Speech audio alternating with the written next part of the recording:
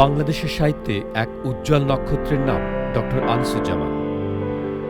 শিক্ষাবিদ ও সুসাহিত্যিক হিসেবে অনন্য প্রতিভার দীপ্তিতে তাঁর কর্মজীবন উদ্ভাসিত। গবেষণা সমৃদ্ধ তার প্রবন্ধ সাহিত্য নিঃসন্দেহে বাংলাদেশের সাহিত্যে এক নতুন দিগন্ত উন্মোচনের বিশেষ সহায়তা হয়েছে। ডক্টর আনিসুজ্জামানের গবেষণা গ্রন্থগুলো শুধু সাহিত্যের রূপলাভই করেনি, গুরুত্বের দিক দিয়ে অনন্য, অতুলনীয় এবং তাৎপর্যে মহিমান্বিত। অধ্যাপনাকে তিনি পেশা হিসেবে গ্রহণ করেছেন। বর্ণাঢ্য অধ্যাপনা জীবনেও অনবদ্য সাহিত্য সৃষ্টি সমৃদ্ধ করেছেন এদেশের সাহিত্য সংস্কৃতি। মুসলিম মানস ও বাংলা সাহিত্য, মুসলিম বাংলার সাময়িক পত্র, স্বরূপের সন্ধানে, নারীর কথা, বাংলা সাহিত্যের ইতিহাস প্রথম খণ্ড সহ আরও অসংখ্য উল্লেখ করার মতো গবেষণা সাহিত্য। ডক্টর আনিসুজ্জামানের রচিত প্রবন্ধগুলোতে বক্তব্যের গুরুত্ব ও প্রকাশভঙ্গির চমৎকারিত্ব অন্যদের থেকে আলাদা। মুসলিম মানস ও বাংলা সাহিত্য বাংলাদেশে গবেষণা সাহিত্যে একটি অনন্য সংযোজন। কাজের স্বীকৃতি হিসেবে পেয়েছেন বাংলা একাডেমি পুরস্কার, ২১শে পদক, রবীন্দ্রভারতী বিশ্ববিদ্যালয় থেকে সম্মানসূচক ডিলিট এবং শিক্ষা ও সাহিত্যে অবদানের জন্য ২০০৫ সালে ভারত সরকারের কাছ থেকে পেয়েছেন পদ্মভূষণ পুরস্কার।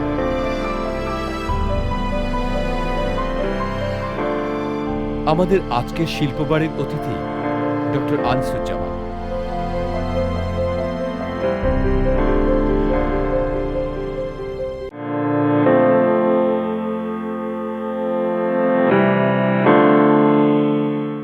সুধী দর্শক, আপনাদের স্বাগত জানাচ্ছি শিল্পবাড়ি অনুষ্ঠান দেখবার জন্যে। শিল্পবাড়ি পরিবেশিত হচ্ছে দর্জিবাড়ির সৌজন্যে। আর শিল্পবাড়িতে আজকে আমাদের সঙ্গে অতিথি হয়ে আছেন বাঙালি মনন ও মনীষার অন্যতম প্রতিনিধি ডক্টর আনিসুজ্জামান, এবং আমাদের সঙ্গে আরেকজন আছেন শাহজাহান আহমেদ বিকাশ। বিকাশ ইউডা বিশ্ববিদ্যালয়ের চারুকলা ডিপার্টমেন্টের অধ্যাপক। আমরা আনিস স্যারের সঙ্গে কথা বলবার সঙ্গে সঙ্গে তিনি ছবি আঁকবেন আনিস স্যারের, বরাবরের মতোই তিনি আমাদের সঙ্গে আছেন। স্যার, আপনাকে স্বাগত জানাই শিল্পবাড়ি অনুষ্ঠানে। প্রথমেই যেটা জানতে চাইব আপনার কাছে, আপনার দাদা শেখ আব্দুর রহিম তিনি লেখালেখি করতেন। আপনি লেখালেখি উত্তরাধিকার কি দাদার কাছ থেকে পেয়েছেন? এটা বলা কঠিন।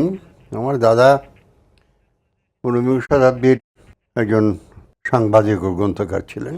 তিনি বাঙালি মুসলমানের মধ্যে প্রথম হযরত মুহাম্মদের জীবনী লেখেন। এটি প্রকাশিত হয়েছিল ১৮৮৮ সালে কলকাতা থেকে।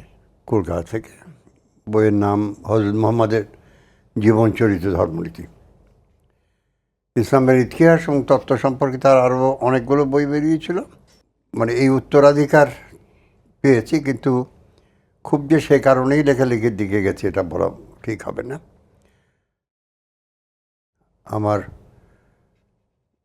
আমাদের পরিবারে আমার বড় বোন নিয়মিত কবিতা লিখেছে। আমার মা কিছু কিছু লিখতেন। তার একটি বা দুটি প্রবন্ধ দৈনিক আজাদ পত্রিকার মহিলাদের পাতায় ৪০-এর দশকে বেরিয়েছিল। আপনার বাবা তো লেখালেখি করেননি? আব্বার এক একটা লেখা ছোটদের জন্য আমি দেখেছি, ছোটদের কাগজে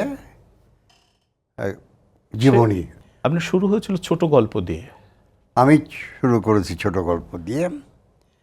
আমি যখন স্কুলে ১০ম শ্রেণীতে পড়ি তখন আমার প্রথম গল্প গোলাম মুস্তফা পরিচালিত ওর শ্রী মাহফুজা খাতুন সম্পাদিত নবহার পত্রিকা বার হয়। তারপরে আমি যখন MA পড়ি তখন পর্যন্ত নিয়মিত গল্প লিখেছি। প্রবন্ধ লেখা আরম্ভ করি অল্প আগে লিখেছি, কিন্তু মূলত ইন্টারমিডিয়েট পাশ করার পরে।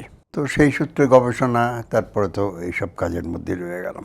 কলকাতা থেকে খুলনা এসেছিলেন আপনারা? ১৯৪৭ সালে দেশ বিভাগ যখন হয়ে যায় তখন আমার মা খুব পীড়াপিড়ি করলেন আব্বাকে যে আমরা যেন পাকিস্তানে চলে আসি। আব্বার খুব ইচ্ছে ছিল না, কেননা কলকাতা ছিল তার নিজের শহর। এখানে তিনি পড়াশোনা করেছেন, যদিও তার মানে প্র্যাকটিস আরম্ভ আমাদের মহকুমা শহর বসিরহাটে। তো মা জোর করায় উনি তখন ঠিক করলেন যে ঢাকায় না এসে খুলনায় যাবেন। খুলনায় আমার এক বোনের বিয়ে হয়েছিল, আত্মীয় স্বজন আরও অনেক ছিল। সেটা তারপরে খুলনা কলকাতার কাছে, যদি পাকিস্তান না টেকে ফিরে যাওয়া যাবে, এইসব বিবেচনা ছিল। পরে আমরা 48 সালের ডিসেম্বর থেকে ঢাকায় স্থায়ী হয়ে যাই। ঢাকায় স্থায়ী হয়েছিলেন কোন এলাকায়? শান্তিনগর এলাকায়? আমরা প্রথম ছিলাম শান্তিনগরে, যে বাড়ি পরে শিল্পী জাইনুল আবেদিন কিনে কিনে নিয়েছেন? নেন, ওই বাড়িতেই আমরা প্রথম ছিলাম 48 সালের ডিসেম্বর থেকে 51 সালের ডিসেম্বর পর্যন্ত, নভেম্বর পর্যন্ত হয়তো। আপনার ঢাকার পড়াশোনাটা কোথায় কিভাবে শুরু হয়েছিল? ঢাকায় আমি প্রিয়নাথ হাই স্কুলে ক্লাস 9-এ ভর্তি হয়েছিলাম 1949 সালে। ওখান থেকে ম্যাট্রিক পরীক্ষা দিই। পরে ম্যাট্রিক পাশ করার পর জগন্নাথ কলেজে আইএ পড়ি। 53 সালে আইএ পাশ করে ঢাকা বিশ্ববিদ্যালয়ে বাংলা অনার্সে ভর্তি হয়। আপনার বাবা নিয়ে গেছিলেন ডক্টর মোহাম্মদ শহীদুল্লাহর কাছে? হ্যাঁ, যেহেতু শহীদুল্লাহ সাহেবের সঙ্গে আমাদের একটা পারিবারিক যোগাযোগ ছিল, আব্বা বললেন আমি নিয়ে যাব। তো ওই ইউনিভার্সিটিতে নিয়ে এলেন। তারপরে ইংরেজি বিভাগে গেলাম। আমার সাবসিডি ক্লাস ছিল, সাবসিডি বিষয় ছিল ইংরেজি ইংরেজি আর ইতিহাস। জি। ইতিহাস বিভাগে যাননি, ইংরেজি বিভাগে সৈয়দ আলী আশরাফকে চিনতেন, সেই কারণে গেলেন ওখানে। আর বাংলার তো তখন বিভাগীয় প্রধান ছিলেন ডক্টর মোহাম্মদ শহীদুল্লাহ, তিনি কলা অনুষদের ডিনও ছিলেন। তো এসব হয়ে গেল ভর্তি। আপনি যে প্রবন্ধের দিকে ঢুকলেন এবং এর মধ্যে ডক্টর মোহাম্মদ আব্দুল হাইয়ের স্যারের একটা ভূমিকা। হ্যাঁ, আমার একটি প্রবন্ধ সলিমুল্লাহ মুসলিম বার্ষিকীতে বার হয়।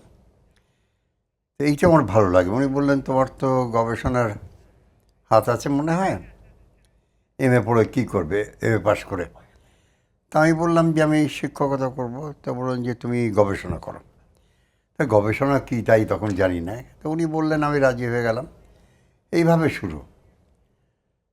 তো ওর প্রেরণা বা ইচ্ছা ছাড়া আমি গবেষণার দিকে যেতাম না।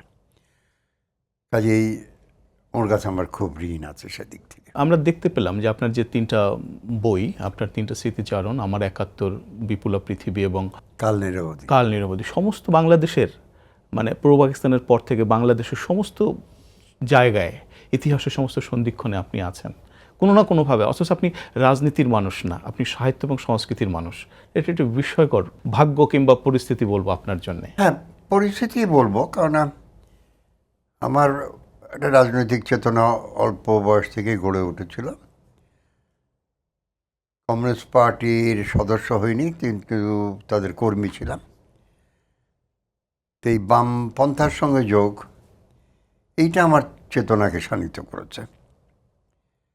কাজে সেদিকেও আমার একটা কৃতজ্ঞতা আছে। প্রথমে তো সাম্প্রদায়িকতার বিরোধী চেতনা, তারপরে আমাদের সময়কার সবচেয়ে বড় ঘটনা রাষ্ট্রভাষা আন্দোলন, জি। এটার সঙ্গে জড়িয়ে যাই।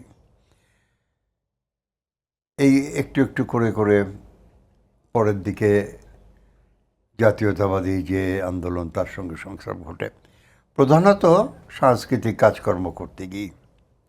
কিন্তু এটা একটা রাজনৈতিক দিক বরাবর নিশ্চয়ই আছে। ইন্টারমিডিয়েট আপনার একটা জায়গায় লেখা আছে, ইন্টারমিডিয়েট পড়ার সময় আপনি ধর্ম সম্পর্কে একটা নিলেন যে আমার আর ধর্মের প্রতি ওই রকম আস্থা নেই। হ্যাঁ, মানে আমি লিখেছি যে আমি আইএ পড়ার সময় আমার ধর্ম বিশ্বাস হারিয়ে ফেলি।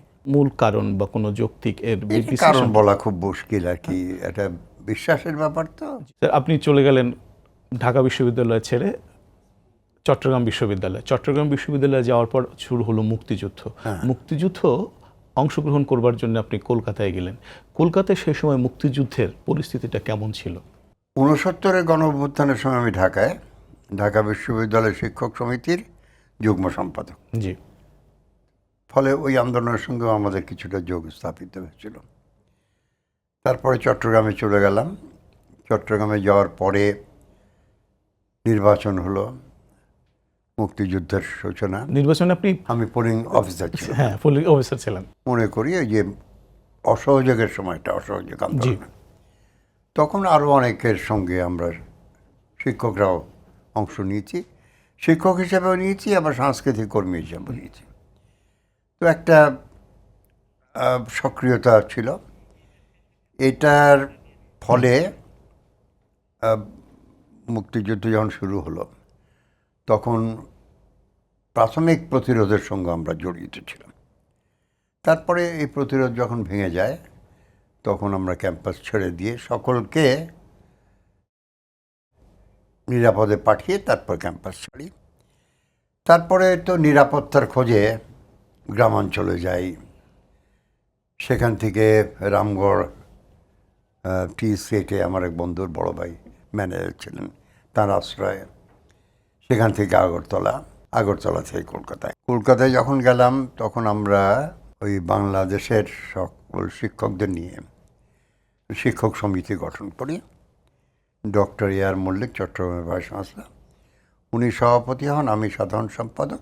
ঠিক এই আয়োজন যখন হয়ে এসছে তখন তাজউদ্দিন আহমদ আমাকে ডেকে পাঠান। তার সঙ্গে আপনার আগে থেকে একটা তার যোগাযোগ সঙ্গে ছিল? আমার ওই ভাষা আন্দোলনের একটু আগে থেকে পরিচয় হয়। যুবলীগে উনি ছিলেন, জি। আমি তার কনিষ্ঠ কর্মী হিসাবে ঢুকি, দপ্তর সম্পাদক হিসেবে কাজ করেছি। তো তাজউদ্দিন চেয়েছিলেন যে আমি ওর দপ্তরে যোগ দিই, কিন্তু তখন এই শিক্ষক সমিতির কাজ করব বলে কথা দিয়ে রেখেছি, কাজে আমি বললাম যে এটা পারবো না। আগে হলে পারতাম, কিন্তু আগে তো আপনার সঙ্গে যোগাযোগ হয়নি। তো উনি একটু মর্মাহত হলেন। যাই হোক, তো এই শিক্ষক সমিতির কাজে নিবিষ্ট হলাম। আমরা মূলত যেটা করেছি কিছু প্রচারের কাজ, উত্তর ভারতের বিশ্ববিদ্যালয়গুলোতে বক্তৃতা দেয়া, সেই সূত্রে ইন্দিরা গান্ধীর সঙ্গে সাক্ষাৎ করা। তারপরে যখন বাংলাদেশ সরকার প্রথমে পরিকল্পনা সেল এবং পরে সেটাকে উন্নীত করে পরিকল্পনা কমিশন গঠন করলেন, তখন আমি তাতে যোগ দিই শিক্ষক সমিতির কাজ ছেড়ে দিয়ে। তাজউদ্দিনের বক্তৃতা লেখার কাজে ডক্টর সরওয়ার মুর্শেদ এবং আমরা দুজনেই সাহায্য করেছি। স্যার, আপনি তাজউদ্দিনের প্রসঙ্গ যখন আনলেন তো আমি একটু জানতে চাই যে তাজউদ্দিন ব্যক্তি মানুষ হিসেবে আমরা তো অনেক পরে জেনেছি, আপনি তো তার সঙ্গে ছিলেন বন্ধু হিসেবে, সহকর্মী হিসেবে, তার পার্শ্ব সহচর হিসেবে। মানুষ তাজউদ্দিন, নেতা তাজউদ্দিন কেমন ছিলেন এইটা স্যার একটু জানবো একটু বিরতি থেকে। শুধু দর্শক, বিরতিতে যাচ্ছি, ফিরছি একটু পরেই, থাকুন আমাদের সঙ্গে।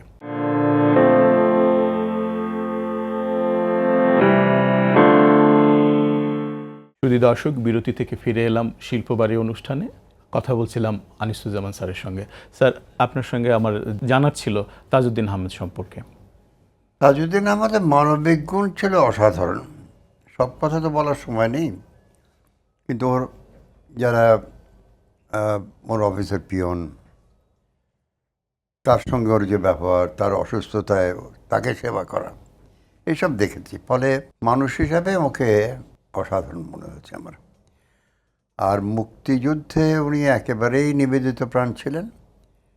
বাংলাদেশের স্বাধীনতা অর্জন করে তবে ওর দায়িত্ব পূর্ণ হবে এটা বিশ্বাস করতেন, সেই মতো কাজ করেছেন। একই সঙ্গে উনি মনে করতেন যে বাংলাদেশ যদি স্বাধীন হয় তাহলে বঙ্গবন্ধুকেও পাকিস্তানের বন্দিদশা থেকে ফিরিয়ে আনা সম্ভবপর হবে। তো এই লক্ষ্যে উনি কাজ করেছেন এবং অনেক রকম বাধা তাকে পার হতে হয়েছে, কিন্তু তিনি সফল হয়েছেন। দেশ যখন স্বাধীন হলো, বাংলাদেশ স্বাধীন হলো, আপনাকে আমন্ত্রণ জানিয়েছিলেন শিক্ষা মন্ত্রণালয়ের উপসচিব হিসেবে দায়িত্ব নেওয়ার জন্য, আপনি এটি নেননি। বঙ্গবন্ধু চেয়েছিলেন যে কবির চৌধুরী যখন শিক্ষা সচিবের দায়িত্ব ছেড়ে দিলেন তখন আমি সেই দায়িত্ব নেই। তা আমি ওকে বোঝাতে সমর্থ হয়েছিলাম যে এইটা আমার ক্ষেত্র নয়।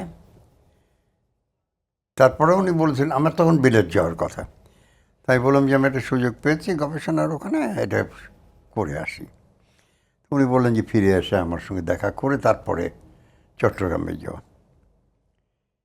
আমি ফিরে এলাম 1975 সালের 11ই বা 12ই আগস্ট, আর উনি তো মারা গেলেন 15ই আগস্ট। 15ই।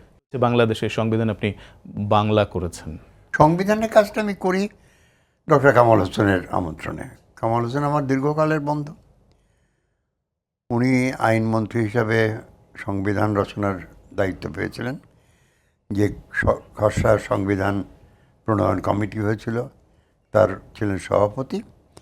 উনি এই দায়িত্ব নিয়ে আমাকে বলেন যে বাংলাটা করার দায়িত্ব আপনাকে নিতে হবে।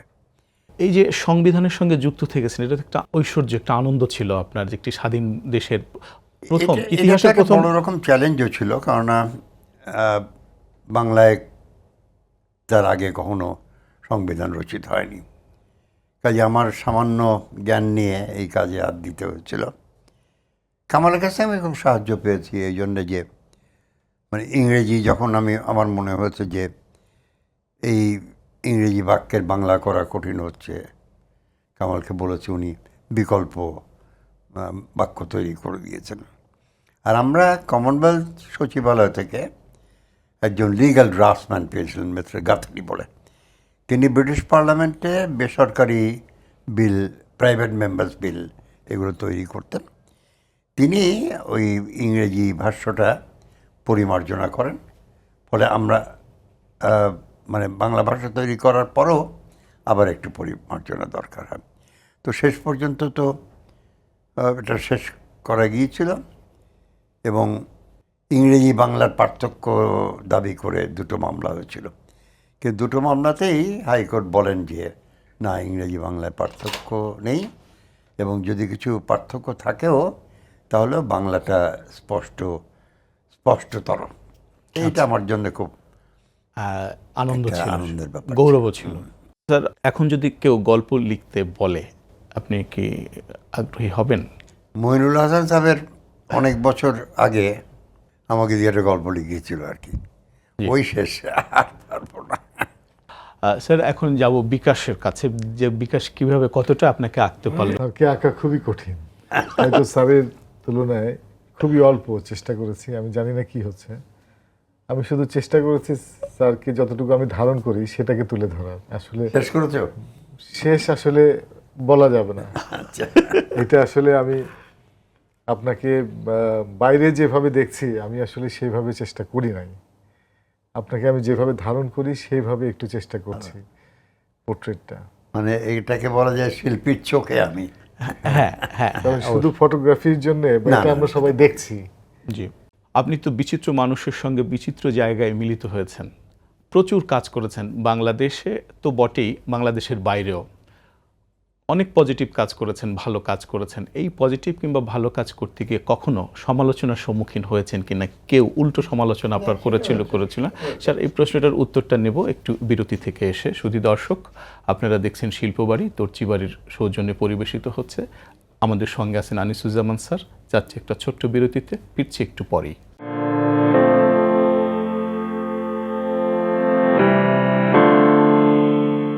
যদি দর্শক, ফিরে এলাম আবার আমাদের অনুষ্ঠানে। স্যার, যে প্রশ্নটা করেছিলাম, হ্যাঁ, আমি যখন চট্টগ্রাম বিশ্ববিদ্যালয়ে ছিলাম তখন বঙ্গবন্ধু হত্যার ঘটনা ঘটে। তারপরে অল্প কিছু কালের জন্যে আমরা যারা মুক্তিযুদ্ধের সঙ্গে সংশ্লিষ্ট ছিলাম তাদের বিরুদ্ধেও বেশ কিছু কথা হয়। এর মধ্যে বেশিরভাগ আক্রমণটা আমার বিরুদ্ধে পরিচালিত হয়েছিল। এমনকি একটা প্রচারপত্রে বলা হয় যে আমি পশ্চিমবঙ্গ থেকে এসেছি, আমার ওখানে ফিরে যাওয়া উচিত, ইত্যাদি ইত্যাদি। তাছাড়া কাজ করতে গিয়ে মতবিরোধ হয়। তাতে এমন হয়েছে যে সহকর্মীরা কেউ কেউ আমার সঙ্গে যে ব্যবহার করেছেন সেটা অনেকখানি অমার্জিত, খুবই রূঢ়। ছাত্ররা পরীক্ষা পেছাবার আন্দোলন ইত্যাদি নিয়ে এমন মরিয়া হয়ে আন্দোলন করলো যে তারা আমার গাড়ি কাঁচ টাচ ভেঙে দিল। এই ধরনের ঘটনা ঘটেছে। তবে আমার নিজের হিসাব হচ্ছে যে নিন্দা সমালোচনার ভাগ যা পেয়েছি তার চেয়ে ভালোবাসা এবং প্রশংসা বেশি পেয়েছি। অনেক পেয়েছেন। কাজেই আমার যারা আমার নিন্দা করেছেন তাদের প্রতি ক্ষোভ নেই। স্যার, তরুণদের লেখা পড়ার কি সময় পান? কিছু কিছু পাই। একটা হচ্ছে কালীয় কলমের সঙ্গে যুক্ত থাকার ফলে জি, তরুণদের কিছু লেখা পড়ার সুযোগ হয়। আমি নাম করব না, কিন্তু আমি মনে করি যে তরুণদের মধ্যে অনেক প্রতিশ্রুতিশীল লেখক আছেন, গদ্যে পদ্যে দুদিকেই। স্যার, আপনি দীর্ঘদিন ধরে ডক্টর শহীদুল্লাহর সঙ্গে কাজ করেছিলেন। যাকে বলা হয় বিদ্যা কল্পদ্রুম, আমাদের সাহিত্য, সংস্কৃতি, ভাষা আন্দোলন সব সঙ্গে তিনি জড়িত ছিলেন, এমনকি তিনি বাংলা একাডেমিরও স্বপ্নদ্রষ্টা বলা হয়ে থাকে। এই মানুষটিকে যদি একটু মূল্যায়ন করেন। ডক্টর মোহাম্মদ শহীদুল্লাহ বাংলা ভাষা ও সাহিত্যে নিবেদিত প্রাণ ছিলেন। তিনি অত্যন্ত ধর্মপ্রাণ মানুষ ছিলেন, কিন্তু তার ধর্মবোধের সঙ্গে তার সংস্কৃতি চেতনার কোনো দ্বন্দ্ব সংঘর্ষ কখনো দেখা ছিল যায় না। আমি যখন রবীন্দ্রনাথ সংকলন করতে গেলাম, ওকে বললাম যে স্যার আপনার লেখা চাই। উনি নির্দ্বিধায় বললেন যে তুমি এসো, আমি তোমাকে ডিকটেট করব, তুমি লিখে নিও, পরে আমাকে দিয়ে সংশোধন করে। তাই হলো, ওর সে লেখাই আমার ওই বইয়ের প্রথম লেখা। উনি সাম্প্রদায়িক দাঙ্গার সময় সামনে দাঁড়িয়েছেন। 50 সালের দাঙ্গা বিরোধী যে বিবৃতি, যেটা শিক্ষক এবং লেখক শিল্পীরা দিয়েছিলেন, জি। সেটা ওর খসড়া। কাজে নানা দিক থেকে ওর একটা সামাজিক ভূমিকা ছিল। রাষ্ট্রভাষা বাংলা যাতে হয় এর জন্যে প্রথম উনি কথা বলেছিলেন। আরবি হরফের বিরুদ্ধে কথা বলেছেন, রোমান হরফের বিরুদ্ধে কথা বলেছেন। তো ওর সামাজিক ভূমিকাও তো বড়। আপনার সম্পর্কে বাংলা একাডেমির মহাপরিচালক শামসুজ্জামান খান একটু মন্তব্য করেছেন, আমরা সেই মন্তব্যটি একটু শুনে আসি। হ্যাঁ, নিশ্চয়ই। জি। অধ্যাপক আনিসুজ্জামান মানুষ হিসেবে যেরকম অসাধারণ, এবং তার সামাজিক ভূমিকাও একই সঙ্গে অত্যন্ত গুরুত্বপূর্ণ। একজন মানুষ কতটা সংযতবাক হতে পারেন, অল্প কথায় কতটা তীক্ষ্ণভাবে কোনো বিষয়কে তুলে ধরতে পারেন, অথবা মানুষের সঙ্গে ব্যবহারে কতটা মাধুর্য রক্ষা করতে পারেন, তার এক চমৎকার উদাহরণ আমাদের শিক্ষক অধ্যাপক আনিসুজ্জামান। এই মানুষটির আমরা দীর্ঘ জীবন কামনা করি এবং এটাও প্রত্যাশা করি যে তিনি যতদিন আমাদের মধ্যে বেঁচে থাকবেন ততদিন সাংস্কৃতিক আন্দোলনে, বিশেষ করে প্রগতিশীল গণতান্ত্রিক মানবিক সংস্কৃতি প্রতিষ্ঠার ক্ষেত্রে যে ভূমিকা পালন করে চলেছেন সেটি অব্যাহত থাকবে।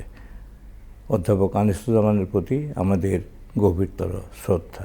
স্যারের মন্তব্য তো শুনলেন। হ্যাঁ, আপ্লুত হওয়ার মতোই কথা।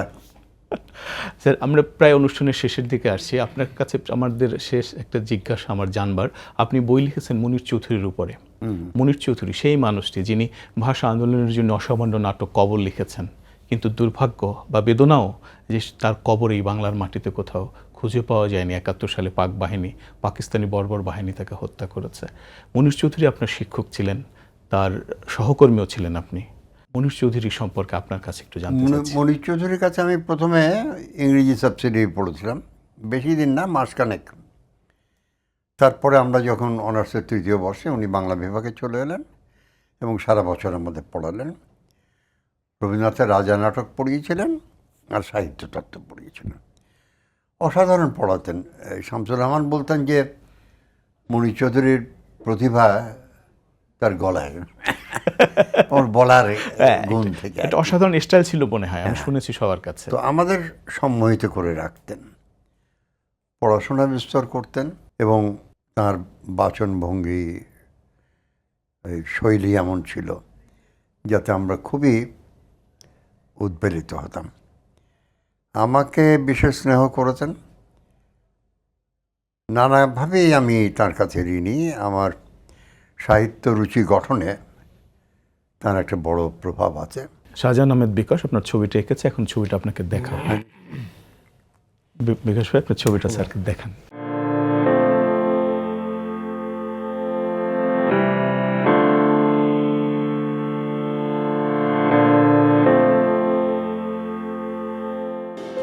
আপনি আপনাকে দেখতে খুবই পাচ্ছেন? সুন্দর। হ্যাঁ হ্যাঁ হ্যাঁ, একদম খুবই সুন্দর। আনিসুজ্জামান স্যার, ব্যক্তিগতভাবে কৃতজ্ঞতার কোনো শেষ নেই। আমি এবং আমরা খুব সামান্য মানুষ। আমাদের আহ্বানে সাড়া দিয়ে আপনি এসেছেন, অনেক সময় দিয়েছেন, অনেক কথা বলেছেন। আপনার সঙ্গে আপনার যে দীর্ঘ যে জীবন, সে জীবন শুধুই সামান্য একটা অনুষ্ঠানে ধরা যায় না, অনেক পরিব্যাপ্তর জীবন। আরও যদি কয়েকটা অনুষ্ঠান আপনার সঙ্গে করতে পারতাম, হয়তো কিছুটা ধরতে পারতাম। তবু আপনি এসেছেন, অনেক কথা বলেছেন, আমরা সমৃদ্ধ হয়েছি। আপনাকে অনেক অনেক কৃতজ্ঞতা জানাই। তোমাদের আয়োজনের জন্য ধন্যবাদ। আমি এটা ভেবে খুব আনন্দিত হচ্ছি যে আমার কিছু কথা দর্শকদের বা শ্রোতাদের কাছে পৌঁছবে। শুধু দর্শক, শিল্পবাড়ি অনুষ্ঠান আজকের মতো এখানেই শেষ হলো। আমাদের সঙ্গে ছিলেন এই মুহূর্তের বাংলা সাহিত্য সংস্কৃতির অন্যতম পুরোধা ব্যক্তিত্ব আনিসুজ্জামান। অনেক কথা বললেন, অনেক কথা আপনারা শুনলেন এবং জানলেন। আগামী অনুষ্ঠানে এইরকম কোনো ব্যক্তিত্বকে নিয়ে আবার আপনাদের সামনে হাজির হব। ততক্ষণ পর্যন্ত আপনারা ভালো থাকুন, সুন্দর থাকুন। শুভেচ্ছা, অবিরাম।